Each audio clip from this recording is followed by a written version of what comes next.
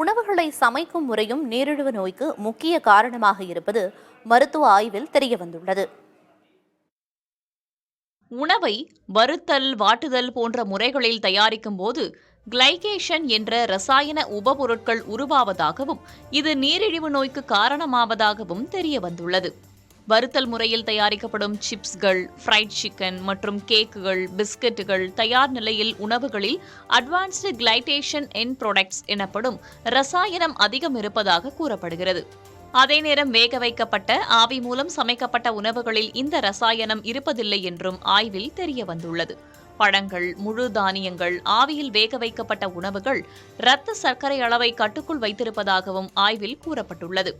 இந்திய மருத்துவ ஆராய்ச்சி நிறுவனமும் சென்னை நீரிழிவு ஆராய்ச்சி மையமும் இணைந்து மேற்கொண்ட ஆய்வில் முக்கியத்துவம் வாய்ந்த இத்தகவல்கள் தெரியவந்துள்ளன.